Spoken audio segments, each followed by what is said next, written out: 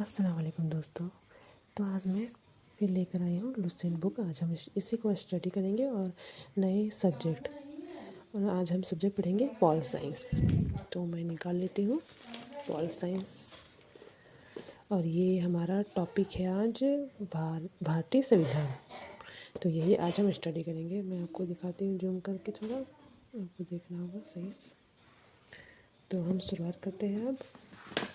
तो पहला है कि भारतीय संविधान के किस विकास का संक्षिप्त इतिहास। 1857 ईस्वी की प्लासी की लड़ाई और 1764 के बक्सर के युद्ध को अंग्रेजों द्वारा जीत लिए जाने के बाद बंगाल पर ब्रिटिश ईस्ट इंडिया कंपनी के शासन का शिकंजा कसा। इसी शासन को अपने अनुकूल बनाए रखने के लिए अंग्रेजों ने समय समय पर कई एक्ट पारित किए जो भारतीय संविधान के विकास की सीढ़ियाँ बनी। और बक्सर का युद्ध बिहार में 6 से 7 किलोमीटर दूर तत्कौली के मैदान में लड़ा गया था। इसी के आधारित पे लड़ा गया था। कहाँ? तत्कौली के मैदान में लड़ा गया था। और इसी के साथ हम आगे बढ़ते हैं।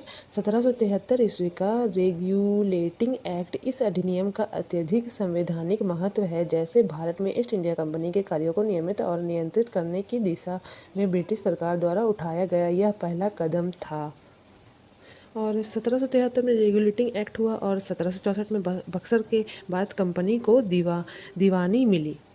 और पैसा आ गया तो करप्शन बढ़ गया। पैसा आने के बाद करप्शन बढ़ गया।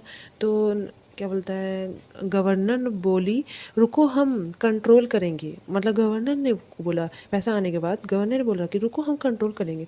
पहला कदम उन्होंने 1773 में रेगुलेटिंग एक्ट बंगाल के गवर्नर जनरल बना दिया।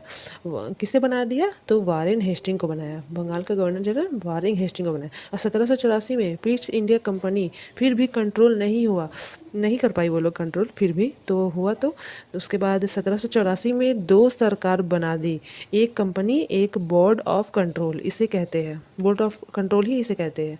दोहरा शासन किया उसने, अंग्रेजों ने दोहरा शासन किया। फिर 1858 एक्ट 1857 की क्रांति के बाद कंपनी को ही हरा दिया। अब सीधा क्वीन विक्टोरिया के हाथ में कंपनी गई। क्वीन विक्टोरिया जो है ना, उसके हाथ में सारी कंपनी चली गई। और इसी के साथ हम आगे बढ़ते हैं। इसके द्वारा पहली बार कंपनी के प्रशासनिक और राजनीतिक कार्यों को मान्यता मिली। इसके द्वारा केंद्रीय प्रशासन की नींव रखी गई।